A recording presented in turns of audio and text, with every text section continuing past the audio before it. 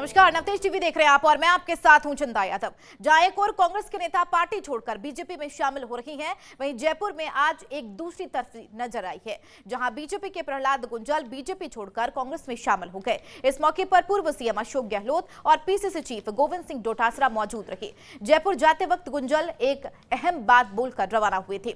गुंजल ने कहा कि मैंने आज तक जमीनी स्तर पर रहकर आम आदमी की सेवा की है। वे बोले कि मैं आम लोगों के लिए जिया हूं, मैंने पार्टी की सेवा की, लेकिन पार्टी ने मेरी 40 साल की तपस्या की कद्र नहीं की।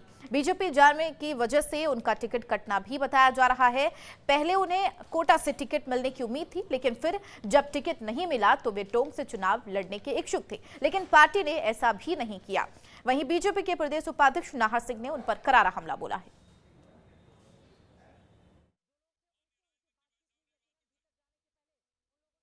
पार्टी में जिल्लत महसूस कर रहे थे। जिन सिद्धांतों से प्रेरित होकर भारतीय जनता पार्टी में गए थे, वो आज केवल वहां पर विचार का प्रोपेगेंडा है, विचार नहीं है। नेक्सस बन गया है, कुछ लोगों के कब्जे में पार्टी चली गई। और कोटा में तो नेताओं के चले जाए तो ठीक है, नेताओं के भाई पार्टी चला रहे हैं। छोटे बड़े भाई की गुलामी करो तो आप बीजेपी में इज्जत पाओगे। प्रहलाद गुंजल इसलिए राजनीति में नहीं आया और ये अपमान बर्दाश्त नहीं कर सकता था, मैं छोड़कर आ गया हूँ बाहर। वर्षों से भारतीय जनता पार्टी में काम किया। काम करते हुए कई बार व्यक्ति एक दूसरे का मतभेद भी होता है, पर पार्टी सिद्धांतों पे काम करते करते आदमी विचारधारा के लिए काम करता है और वो लगातार करते आए हैं। मैं यही कहना चाह रहा हूँ कि 6 नवंबर का मुझे अच्छी तरह से याद है। 6 नवंबर को उन्होंने एक इंटरव्यू दिया था और उसमें उन्होंने कांग्रेस नेता और उनके सामने चुनाव लड़ रहे कांग्रेस प्रत्याशी शांति धारीवाल जी पर किस प्रकार के आरोप लगाए हैं, मुझे वो दोहराने की यहाँ जरूरत नहीं है। आज वो अच्छे हो गए। उन्होंने कांग्रेस पर किस प्रकार के आरोप लगे, कांग्रेस पार्टी पर भी लगाए कि कांग्रेस पार्टी की नैतिकताएं समाप्त हो गई है। आज वो कांग्रेस इसलिए केवल अच्छी लग रही है कि उनको कांग्रेस ने शायद कोई टिकट का प्रलोभन।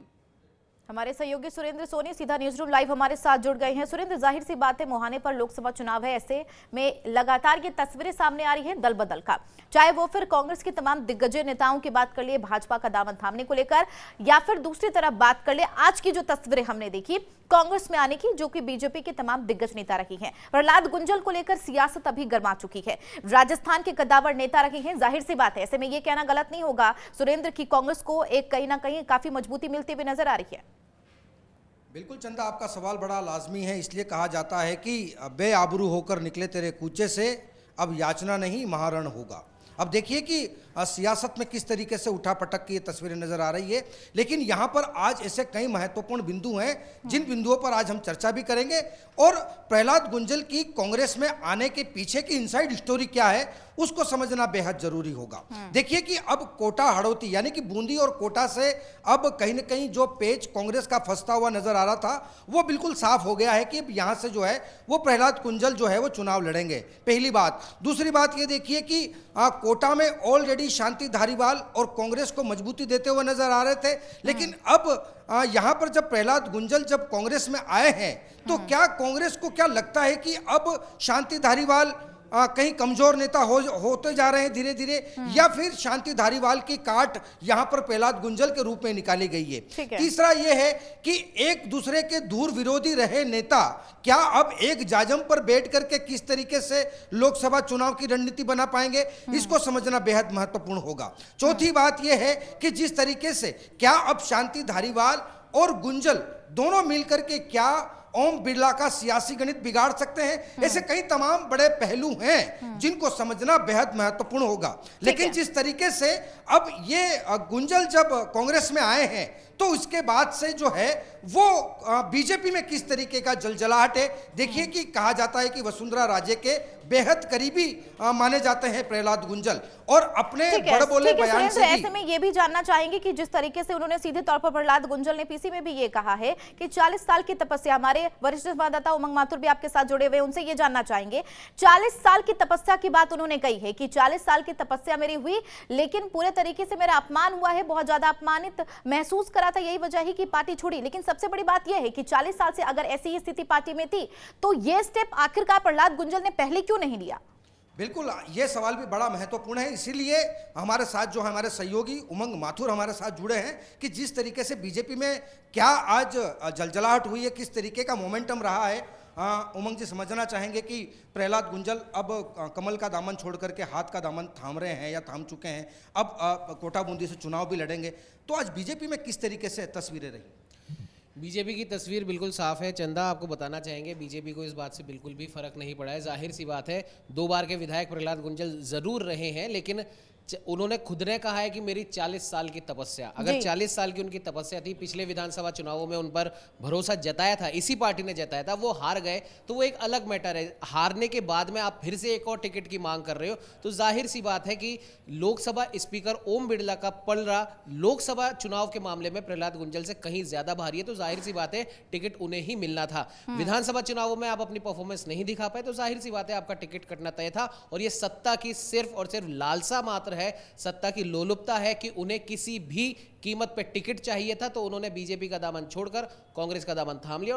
और जैसा कि सुरेंद्र सोनी ने भी बताया कि कांग्रेस की तरफ से उनको टिकट मिलना तय है। एक महत्वपूर्ण बात यहां पर देखने वाली ये है कि अशोक गहलोत उनके जस्ट बगल में बैठे थे, और जिस समय प्रहलाद गुंजल ने अपने भाषण के दौरान ये बात कही कि मैं दरी उठाने वाला, दरी बिछाने वाला कार्यकर्ता नहीं हूं, और मैं जितना मैंने तपस्या करी है, जितना मैंने राजनीति को सीखा है, उस हिसाब से मैं काम करता हूं, तो कहीं ना कहीं अशोक गहलोत के मन में अपने प्रिय शांति धारीवाल का ख्याल जरूर आया होगा। लेकिन क्योंकि ये लोकसभा है, तो जाहिर सी बात है कि शांति धारीवाल, प्रहलाद गुंजल मिलकर ओम बिरला को रोकने का प्रयास जरूर करेंगे। लेकिन ओम बिरला ने जिस प्रकार से अपना पूरा वर्चस्व कोटा बूंदी और या हम यूं कहें कि पूरे हाड़ौती रीजन में जमाया है, कहीं ना कहीं जरूर कुछ टिकटों का नुकसान जरूर कर सकते हैं, लेकिन हार जीत अगर इसमें देखी जाए तो वो कहना अभी के लिए फिलहाल उचित नहीं होगा। ठीक है उमंग जी, ऐसे में ये देखिए आप तस्वीरें, क्योंकि राजनीति में लगातार हम ऐसी तस्वीरें देखते हैं, जो आज पार्टी के साथ है वही पार्टी के विरोध में खड़ा हो जाता है, और यही बयां करती है कि राजनीति में कभी भी कुछ भी हो सकता है। अभी आप अगर प्रहलाद गुंजल का साफ तौर पर अगर एग्जाम्पल ले ले, तो आप देखिए कि कुछ दिन पहले 12 मार्च को उन्होंने सीधे तौर पर कहा था कि मैं पार्टी को नहीं छोड़ रहा हूं, मैं पार्टी के साथ हूं, और आज जैसे ही उन्होंने कांग्रेस का दामन थामा, लगातार हमलावर है। बिल्कुल चंदा, देखने वाली बात, 12 मार्च की तो बात आपने याद दिलाई, साथ ही साथ मैं आपको 6 नवंबर 2023 का वो वाकया याद दिलाता हूं, जब प्रहलाद गुंजल ने जमकर कांग्रेस पर और विशेष तौर पर शांति धारीवाल पर अटैक किया था। उन्हें दुनिया का सबसे ज्यादा भ्रष्ट नेता बता दिया था, कांग्रेस को भ्रष्ट नेताओं की पार्टी बता दिया था, और ये उन्होंने कहा था, ऑन स्क्रीन उन्होंने कहा था, तमाम मीडिया चैनल्स को उन्होंने बाइट दी थी कि कांग्रेस से ज्यादा भ्रष्ट और शांति धारीवाल जैसा भ्रष्ट नेता कहीं मौजूद नहीं है। अब उसी पार्टी के साथ में जाकर वो बैठते हैं, गलभैया डालते हैं, और कहीं ना कहीं आगे जाकर हो सकता है कि शांति धारीवाल के साथ मिलकर वो ये लोकसभा चुनाव लड़ें। लेकिन नैतिकता की जहां तक बात की जाए, और अगर इस समय लोकसभा चुनावों में अगर दोनों ही पार्टियों की बात कर ले, तो कहीं ना कहीं अभी पलड़ा बीजेपी का भारी दिखाई देता है भले ही। लेकिन राहुल कसवा की अगर हम बात कर ले, तो राहुल कसवा के बाद में प्रहलाद गुंजल जरूर दूसरे वो बड़े नेता हैं जिन्होंने बीजेपी छोड़ी और कांग्रेस का दामन थामा है। लेकिन इस समय की अगर हम बात करें, आगे आने वाले समय में कि राजनीतिक समीकरण क्या बैठे क्या नहीं बैठे, लेकिन इस समय की बात करें तो प्रहलाद गुंजल ने वाकई में कह सकते हैं आत्मघाती कदम उठाया। ठीक है, ऐसे में शांति धारीवाल की बात कर ले, सहयोगी सुरेंद्र से जानना चाहेंगे, शांति धारीवाल को लेकर लगातार चर्चा हो रही है कि आज जब प्रेस कॉन्फ्रेंस हुई, जब प्रहलाद गुंजल पार्टी का दामन थाम रहे थे, तब उनकी अनुपस्थिति थी। हालांकि कुछ दिन पहले उन्होंने यह बयान दिया था कि पार्टी अगर किसी को टिकट दे, मुझे उससे कोई फर्क नहीं पड़ता है। लेकिन लगातार हम पहले की तस्वीरें भी हमने देखी है सुरेंद्र, जब शांति धारीवाल पर गुंजल लगातार हमलावर रही हैं, तो ऐसे में यह कहना क्या गलत होगा कि हो सकता है राजनीति में अभी हाल ही फिलहाल में कोई बड़ा बदलाव देखने को मिले?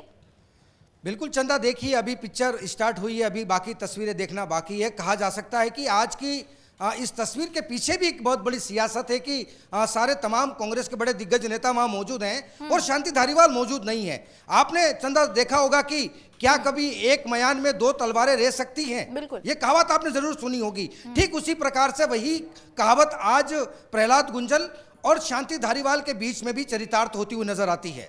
अब देखिए कि शांति धारीवाल अपना कद ऑलरेडी ऊंचा कर चुके हैं। शांति धारीवाल के सामने प्रहलाद गुंजल हार चुके हैं। अब शांति धारीवाल चाहते थे कि कम से कम अगर प्रहलाद गुंजल अगर कांग्रेस में नहीं आते हैं तो उनकी पुत्रवधू है शांति धारीवाल की, उनका बेटा है, उनको कहीं ना कहीं राजनीति में वो आगे करना चाहते थे। लेकिन अब आप देखिए कि आला कमान भी कहीं ना कहीं ये महसूस करने लगा है, क्योंकि शांति धारीवाल की एज होती जा रही है और वहां पर कहीं ना कहीं जो है वो कांग्रेस कमजोर ना हो, उसकी बदौलत जो है वो यहाँ पर प्रहलाद गुंजल कह को सकते हैं कि चुनाव नजदीक है, ऐसे में दोनों ही पार्टियां लगातार जीत के दावे करते हुए नजर आ रही है और ऐसे में फेरबदल का सिलसिला भी लगातार जारी है। बहुत शुक्रिया सुरेंद्र और उमंग आपका भी इस खबर पर लगातार जानकारी साझा करने के लिए। बहरहाल तस्वीरें जो हमने देखी आज राजस्थान की, उसमें कहीं ना कहीं राजनीति में गर्माहट साफ तौर पर आते हुए दिख रही है। प्रहलाद गुंजल जो कि एक बड़े नेता जाने जाते थे भारतीय जनता पार्टी की तरफ से और फिलहाल वे कांग्रेस का दामन थाम चुके हैं। उनके साथ दो कांग्रेस में वापसी भी हुई है। ऐसे जो नेता रहे हैं पहले से कांग्रेस में जिन्होंने भारतीय जनता पार्टी का दामन थाम लिया था, आज उन्होंने वापसी की है। बहरहाल अब वाकई देखना होगा कि कांग्रेस ने जिस तरीके से भरोसा जताया था प्रहलाद गुंजल को, बूंदी कोटा सीट लोकसभा सीट से उन्हें टिकट दिए जाएंगे और अगर दिया जाता है तो जाहिर सी बात है आमने सामना मुकाबला होगा ओम बिड़ला से प्रहलाद गुंजल का। ऐसे में वो स्थिति क्या होगी ये देखना भी सबसे ज्यादा अहम होगा। बहरहाल आज प्रेस कॉन्फ्रेंस जब हुई तो प्रेस कॉन्फ्रेंस में शांति धारीवाल की अनुपस्थिति थी। अब इसको लेकर भी कई सवाल उठते हुए नजर आ रही हैं। बढ़ेंगे आगे। झालावाड़ जिले के झालरापाटन कस्बे में आज एक सनकी युवक ने तेज रफ्तार स्कॉर्पियो पुलिस थाने में घुसा दी। इस घटना से इलाके में हड़कंप मच गया। पुलिसकर्मियों ने इस दौरान युवक को कार से बाहर निकालने को बोला, लेकिन युवक ने कार को रिवर्स गियर में डालकर थाने में खड़ी पुलिस की जीप में ही टक्कर मार दी। मौके पर मौजूद एक एएसआई सहित सदर थाने के अधिकारी को भी चोट आई है। फिलहाल पुलिस ने आरोपी को हिरासत में लिया है और मामले की जांच में जुट गई है।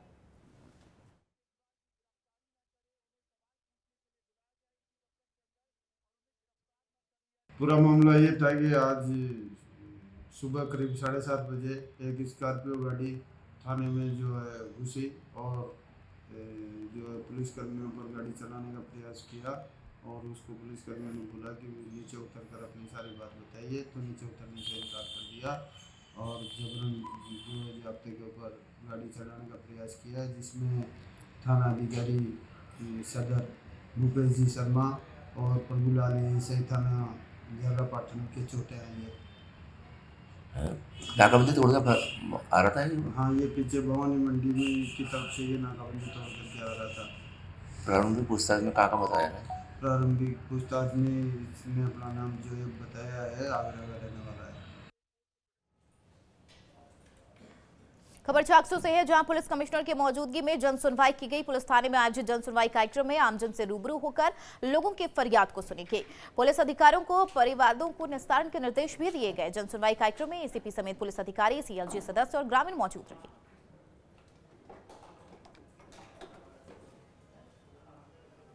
राजस्थान के जयपुर में बड़ा हादसा हुआ है। विश्वकर्मा इलाके के जैसलिया गांव में एक घर में भीषण आग लग गई। इसमें 5 लोगों की जलकर दर्दनाक मौत हो गई है। मृतकों में 3 बच्चे भी शामिल हैं। जानकारी के मुताबिक आग घर में रखे सिलेंडर में लगी थी। हादसे में जान गंवाने वाले सभी लोग बिहार के निवासी बताए जा रहे हैं और कुछ समय पहले ही ये बिहार से आए थे। घटना की सूचना मिलने के बाद दमकल और पुलिस की टीम मौके पर पहुंची और मामले की जानकारी में जुट गई है। आज सुबह करीबन 8 बजे 7:30 बजे सूचना मिली उस पर कि सिलेंडर में आग लगी हुई है। तो पुलिस यहाँ पर आई, देखा तो एक परिवार सुबह खाना बना रहे थे ये लोग और सिलेंडर में चूल्हे से आग लग गई। तो 5 व्यक्ति, पति पत्नी और 3 बच्चे कमरे से बाहर नहीं निकल पाए और आग ने भयंकर रूप धारण कर लिया। कमरे में भी लगने लगी, कपड़ों में आग और 5 की। खबर झालावाड़ से है, जहां 17 साल की नाबालिग लड़की के साथ दुष्कर्म मामले में कोर्ट ने फैसला सुनाया है। कोर्ट ने आरोपी युवक को 20 साल की कठोर कारावास की सजा सुनाई है। साथ ही 1,10,000 रुपए के आर्थिक दंड से दंडित भी किया है और आरोपी को जेल भेज दिया गया है।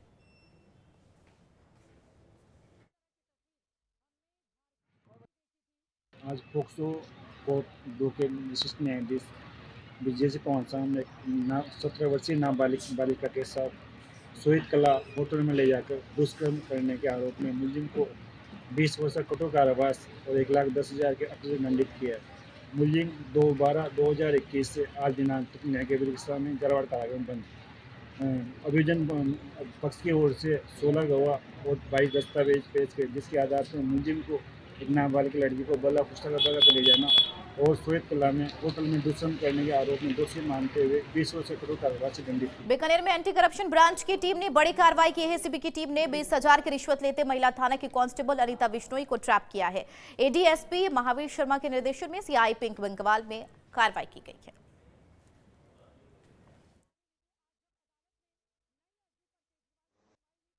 मेरी वाइफ ने महिला थाने में मुकदमा करवाए थे 498, 406 और अन्य धारा। मैडम जो एसएचओ मैडम जो काम करती है लीडर, उसने बाकी अन्य के नाम निकालने के लिए परिवादी से इसे आरोपी से मेन आरोपी इरफान से 20,000 रुपये की मांग, जिसका हमने वेरिफिकेशन करवाया तो हो गया सत्यापन। उसके बाद आज कई दिनों से शिकायत चल। कौन है ये कांस्टेबल और क्या काम करती है?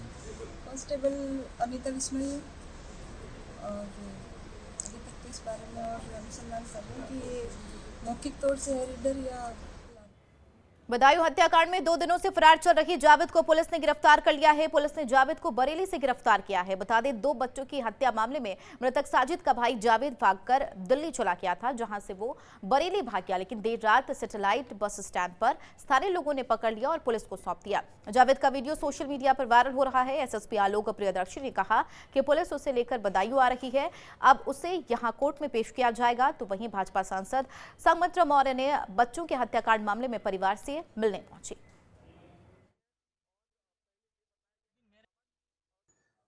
देखिए, इस दोहरे हत्याकांड का जो दूसरा आरोपी था जावेद, आरोपी साजिद का भाई, उसकी गिरफ्तारी आज जनपदीय पुलिस के द्वारा की गई है।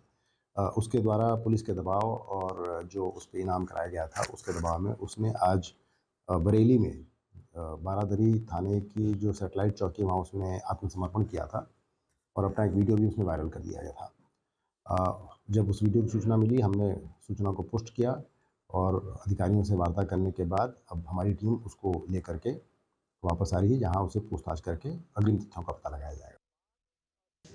बच्चे की मां और दादी ने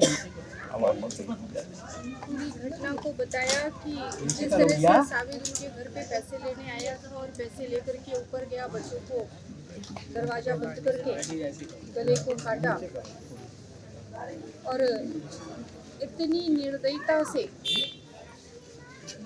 जो 2 मासूम बच्चों का कत्ल किया, निश्चित तौर पर बहुत ही निंदनीय और दुखद है। ऐसे दुख के पल में हम सभी भारतीय जनता पार्टी का परिवार इस पीड़ित परिवार के साथ में दुखी हुई।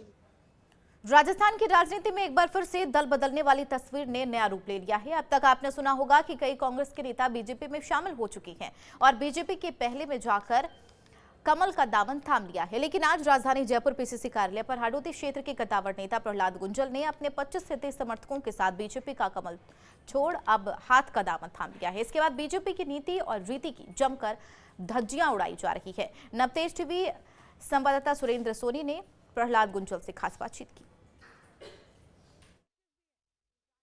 किसी को पार्टी अवसर देती है, हमको अवसर नहीं दिया। दम घुट रहा था, फेफड़ों में संक्रमण हो रहा था, क्षमता से काम नहीं कर पा रहे थे। अब जरा फेफड़ों में एक्सरसाइज हो जाएगी भाई, जो भी होगा देखेंगे। एक व्यक्ति के कब्जे में पार्टी चली गई है, उसके नहीं, उसके भाइयों के कब्जे में चली गई। बीजेपी का सैद्धांतिक वर्कर उनके पैरों में समर्पण करेगा तो इज्जत की जिंदगी जिएगा, ये प्रहलाद गुंजल बर्दाश्त नहीं कर सकता। वो आप देखो ना, यहाँ कितने लोग हैं बाहर, जरा मजमा तो देखिए। अगर तैयार नहीं होते तो कल रात को तय हुआ, इतने सैकड़ों लोग चलकर एकदम आते क्या, और उनके कुछ लोग मजबूरी में जाते तो कंडोलेंस की तरह दिखता है। उनका जुनून देख रहे हैं क्या आप लोग? राजस्थान की जनता देख रही है। राजस्थान में एक नेक्सस बन गया है, न रीति है, न सिद्धांत है, न पार्टी है। उस नेक्सस के कब्जे में सारी पार्टी की और प्रशासन की व्यवस्था आ गई है।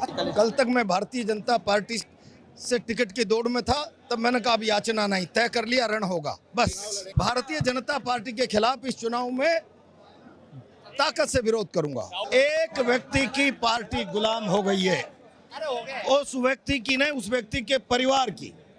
पूरे 5 साल छोटे बड़े भाई पूरी हाड़ोती के कार्यक्रमों में मुख्य राजस्थान प्रदेश में इन दिनों लोकसभा चुनाव से पहले राजस्थान की राजनीति में लगातार तपिश पारा बढ़ता जा रहा है। इसी के तहत विधानसभा चुनाव में निर्दलीय लड़ने वाले नरेश मीणा को पार्टी ने 6 साल के लिए बाहर का रास्ता दिखा दिया था। एक बार फिर से लोकसभा चुनाव से पहले पार्टी ने नरेश मीणा को पीसीसी मुख्यालय पर कांग्रेस पार्टी ज्वाइन करवाई है। वहीं कांग्रेस से बीजेपी में जाने वाले नेताओं को नरेश मीणा ने भ्रष्टाचारी बताया। संवाददाता सुरेंद्र सोनी ने खास बातचीत की।